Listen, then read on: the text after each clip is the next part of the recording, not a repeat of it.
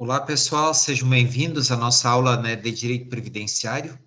Hoje nós vamos tratar de uma questão bem importante, um dos principais requisitos na análise dos benefícios previdenciários, ou melhor, para a concessão de benefícios previdenciários. Nós temos três requisitos assim importantes que são analisados na concessão de qualquer benefício: qualidade de segurado, carência e contingência, tá? O que é a qualidade segurada? É exatamente isso que nós vamos trabalhar hoje, que quer dizer se o segurado ele mantém ou ele tem o vínculo com o INSS ou com a Previdência Social, tá? A carência são um período mínimo de contribuições que o segurado precisa ter para que ele tenha direito a usufruir o benefício, tá? Então, meus amigos, aonde está o fundamento legal para que a gente possa analisar se alguém tem ou não a qualidade segurado, tá? O documento que a gente olha do segurado é o CNIS. O que é o CNIS? É o Cadastro Nacional de Informações Sociais, tá? Nesse cadastro, ali constam todas as informações de contribuição. Pode acontecer que alguém tenha qualidade segurado e as informações não estejam ali cadastradas, ali lançadas, no sistema? Pode. Em que situações? É quando alguém está empregado e o seu empregador não faz os recolhimentos previdenciários. Não fazendo os recolhimentos previdenciários, o que vai acontecer? Aquele benefício, tá? Aquele benefício, ele somente será concedido mediante um determinado benefício será concedido mediante a apresentação da CTPS ou outros comprovantes, como, por exemplo, do contra-cheque, tá? Então, eu já vou chamar aqui o compartilhamento da tela, tá? Para que eu possa mostrar para vocês, tá? Aqui eu estou mostrando a Lei 8.213, tá? Vou mostrar aqui para vocês. Essa é uma lei muito importante que a gente está sempre analisando, sempre verificando, tá? Então, a Lei 8.213, que dispõe sobre os planos de benefício. E no artigo 15, tá? No artigo 15, nós temos a questão mais importante, tá? Por quê, gente? Não vai ser analisado, tá? E não é analisado o benefício se a pessoa, ou a questão da contingência, se tem capacidade ou não, se ela não tem qualidade segurada, tá? Então, é este o artigo 15. Eu vou mostrar aqui para vocês também o material que está disponível, né, na aula. Hoje a gente está estudando, então, qualidade segurada.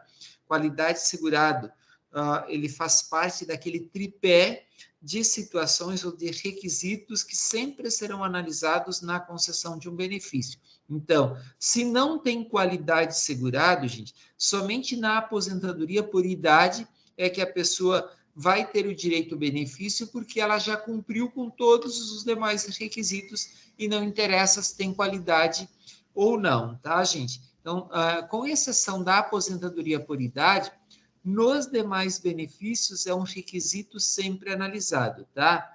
Então, nós estamos analisando aqui exatamente o regime geral de previdência social vinculado ao INSS, tá? E no artigo 10, ele vai dizer o seguinte, que os beneficiários, né, do regime geral de previdência social, eles são classificados em segurados e dependentes.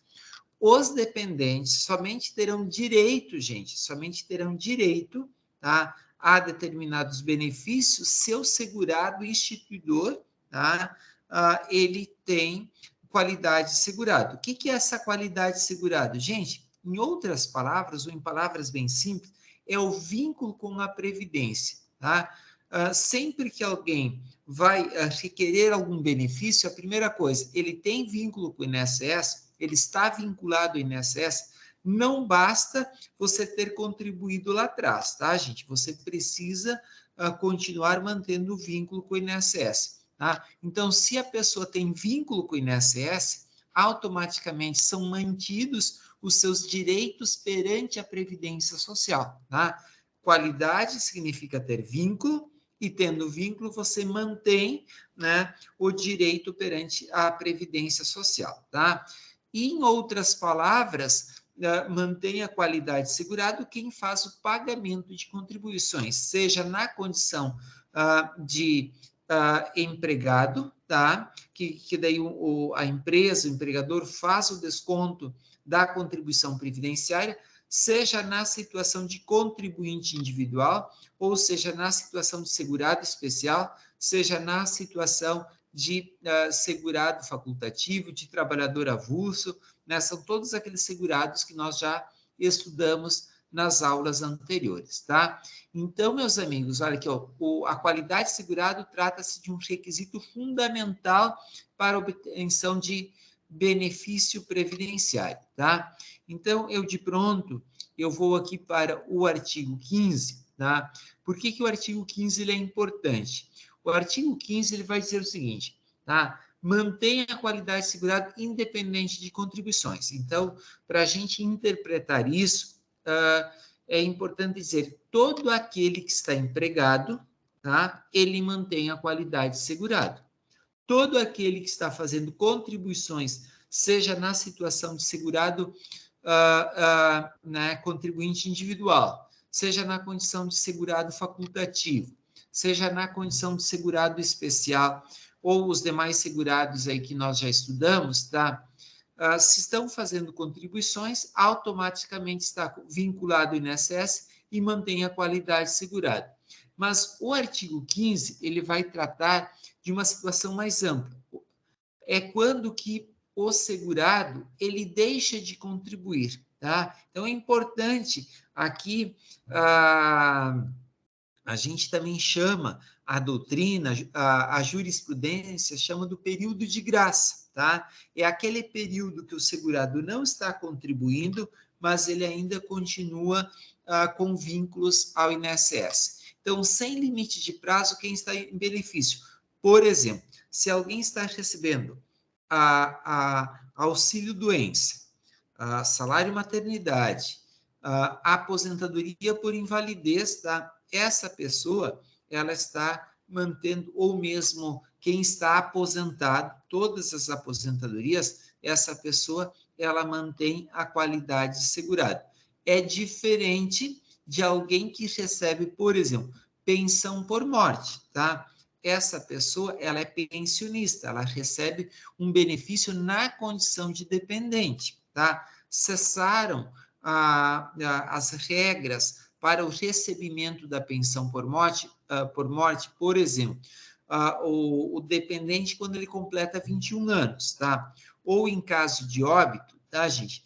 Automaticamente este benefício não vai passar para um terceiro ou para uma quarta pessoa, tá? Então, por isso, quem está em benefício, exceto no auxílio-doença, vai estar mantendo a qualidade de segurado. Até 12 meses após a cessação de contribuições. Então, você trabalhou, tá? Foi demitido, tá? Ou parou de trabalhar por conta própria. Após 12 meses da cessação das contribuições, você mantém a qualidade de segurado, ou seja, mesmo você parando de contribuir por um ano, tá? Você mantém o vínculo com o INSS, tá? 12 meses após cessar a segregação, o segurado acometido de doença, né, que ele é obrigado por exemplo, principalmente naquelas situações que ele é obrigado a ficar isolado, tá? Até 12 meses, o segurado que foi recluso, ou seja, que ficou preso, tá? Até 3 meses após o licenciamento, o segurado que incorporou as Forças Armadas e prestou o serviço militar, tá? E até 6 meses após a cessação das contribuições, o segurado facultativo. Então, é muito importante a gente orientar as pessoas na forma de contribuição, porque o segurado facultativo, ele tem redução de algumas situações.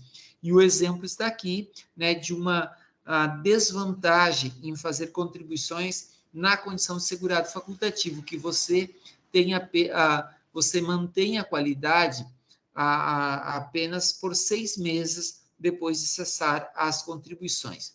Mas eu chamo a atenção de vocês aqui nos parágrafos para que vocês leiam atentamente, estejam atentos ao inciso 2 aqui do artigo 15 e principalmente o parágrafo 1º e 2º. Por quê, gente? A análise do inciso 2 do artigo 15, combinados com os parágrafos 1º e 2º, pode levar um segurado a ficar até 3 anos com vínculos com o INSS, ou seja, até 36 meses. Vejamos, o segurado que tem mais de 120 contribuições mensais. O que significa? Aquele que já trabalhou por mais de 10 anos com vínculo com o INSS, o que acontece? Ele vai ter 24 meses, tá? 24 meses de vínculo com o INSS, tá? Então, são as 12 primeiras e depois mais 12, então significa que ele vai ter 24, como está descrito aqui no parágrafo 1º do artigo 15. Mas há uma outra situação mais importante. Se o segurado foi demitido, fez o encaminhamento do seguro-desemprego e tem mais de 120 contribuições, significa o quê? Que este segurado, ele pode ter até 36 meses de vínculo com o INSS, ou seja, o seu período de graça, ele se mantém por 36 meses, ou seja, 3 anos, tá? Então, nesse sentido, meus amigos, aqui, quem mantém vínculo, quem está no período de graça, tá? Ele conserva todos os direitos perante a Previdência Social, tá? O que acontece? A qualidade, o vínculo com o INSS, e até hoje, dia 31. Amanhã, dia 1º, ele já perdeu completamente todos os direitos que ele tinha se terminou o período de graça. Então, isso é muito importante, né, a gente analisar essa questão da qualidade segurada, porque se não há qualidade, não há o direito ao recebimento dos benefícios, tá? Então, eu vou até mostrar agora para vocês aqui um caso prático, tá? Vamos dar uma olhada aqui no caso de Pedro, né, que a gente trabalhou, analisou também durante a aula, tá? Pedro trabalhou com CTPS assinada até 20 de dezembro de 2020, tá? Recebeu 5 parcelas de seguro-desemprego no ano de 2021. Na última semana, agora, né, na última semana, sofreu um acidente que lhe deixa incapacitado, tá, por 1 ano, tá? Até o momento, Pedro tem 5 anos e 10 meses de contribuição. Então, aqui é importante que ele não vai se encaixar pelo tempo de contribuição, tá? Pelo tempo de contribuição, ele não vai se encaixar em que situação, meus amigos? Né? Naquele do inciso do parágrafo 1º, tá? Que quem tem mais de 120 contribuições, tá? Então, o Pedro, ele não vai se encaixar neste caso aqui, tá? Voltamos, aqui, tá? É aqui. Então, Pedro lhe contata, né, se pode encaminhar algum benefício, tendo em vista que não tem mais nenhuma contribuição desde que se desempolgou do último emprego. Então, percebam que o Pedro, a última contribuição, ele fez, tá, em 30, ali no mês de dezembro de 2020. Ele recebeu 5 meses de seguro-desemprego, tá? Então, o que acontece? De 30 de dezembro de 2020 até 30, né, de dezembro de 2021, Pedro tinha o vínculo com o INSS por força, tá, do inciso 2. Olhem aqui, até 12 meses após a cessação das contribuições, tá? Então, observe que por força desse inciso, ele tinha a qualidade segurado até 30 de dezembro de 2021, tá? Agora, vamos lá.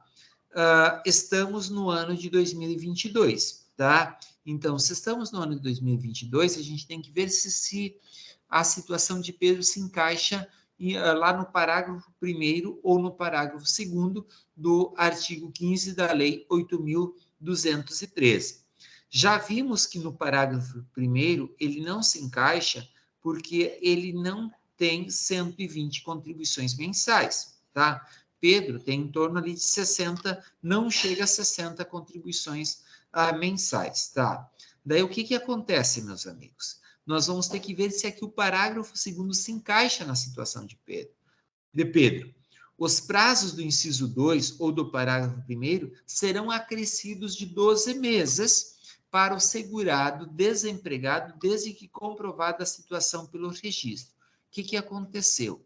Se a gente olhar aqui, ó, está a informação que Pedro recebeu 5 parcelas de seguro-desemprego. Se ele recebeu 5 parcelas de seguro-desemprego, significa o quê? Que Pedro está ainda com vínculo com o INSS. Então, portanto, né, ele tem qualidade segurado, tem carência e tem incapacidade. Então, observe, mesmo que a gente não tenha estudado ainda a carência ou a contingência, nós vemos que aqui o Pedro tem o direito ao auxílio-doença, porque ele, primeiro, tem qualidade segurada, carência significa que ele tem aquele número mínimo de contribuições, e contingência, que ele tem a incapacidade temporária no momento. Então, ele preenche os requisitos, os 3 requisitos básicos para o recebimento do benefício, tá? Então, com isso, meus amigos, eu estou mostrando para vocês aqui, né, o que é a qualidade de segurado, tá? No nosso próximo encontro, eu vou mostrar para vocês o que é carência e, a partir do estudo da carência, nós vamos mostrar para vocês e ampliar a nossa discussão, principalmente sobre o direito, né, em que momento que a pessoa pode requerer um determinado benefício, tá? Então, aqui, o que nós temos aqui são todas aquelas orientações que vocês encontram, é uma síntese, né, do que está aqui no próprio artigo 15 da Lei 8.213. Aqui estão aquelas outras informações. Então, ó, será de 24 meses o prazo para o segurado que tiver pago mais de 120 contribuições mensais, tá? E será de 36 meses o prazo para o segurado que tiver pago mais de 120 contribuições e receber o seguro-desemprego, tá?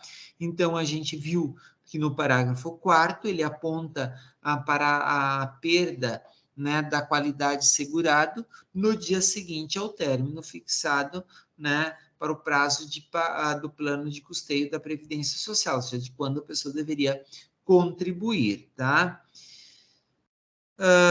Com isso, nós fechamos a situação da qualidade segurado e eu passo a apresentar um outro tema que é muito importante, tá? Que está ali tratado no artigo 15, de quem são os dependentes, tá? Isso é importante, principalmente aqui o estudo de quem são os dependentes, principalmente vinculado à pensão por morte e auxílio reclusão, que são os benefícios concedidos aos dependentes, tá? Então, quem são os dependentes, assim, na primeira linha, que eu chamo, faleceu segurado, quem são os primeiros, ou quem são as pessoas que têm direito ao recebimento da pensão por morte num primeiro degrau, tá?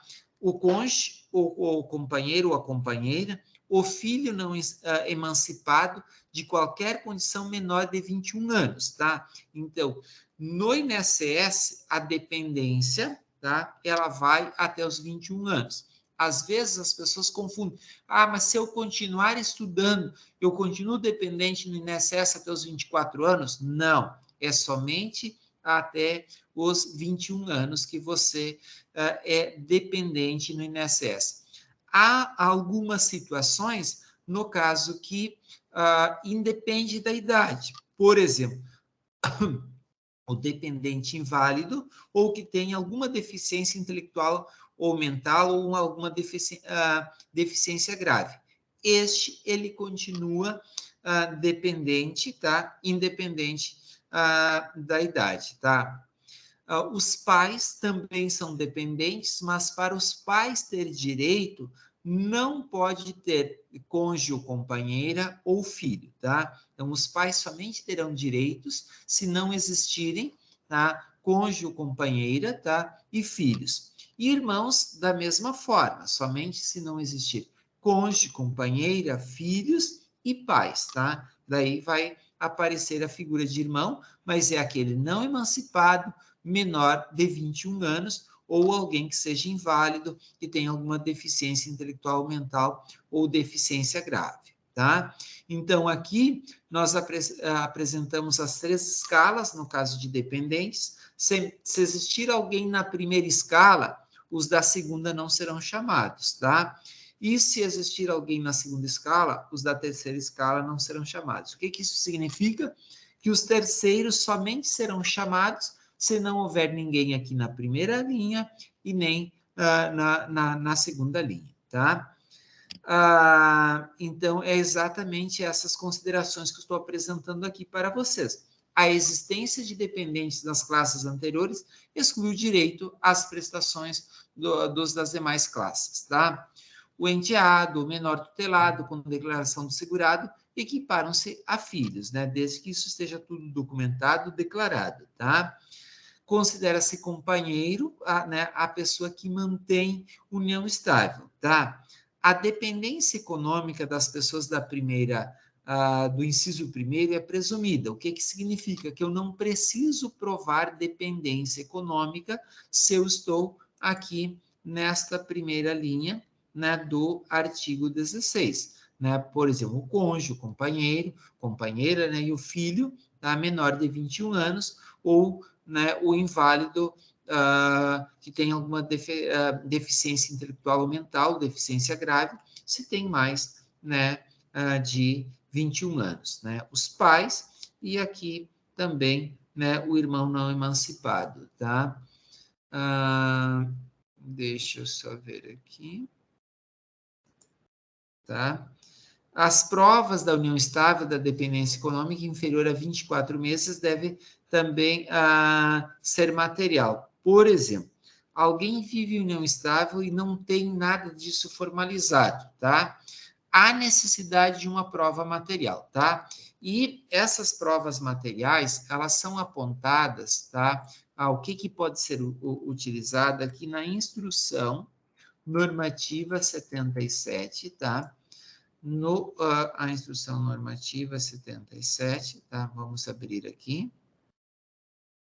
No artigo 135, a instrução normativa eu já deixei aqui disponível para vocês nas aulas, tá? E vamos olhar aqui o artigo, tá? Não é o artigo 15, eu falei 135, tá? Então, aqui, o que nós estamos vendo? Deixa eu só ampliar para que vocês consigam enxergar melhor. Tá? Então, vamos localizar o artigo 135.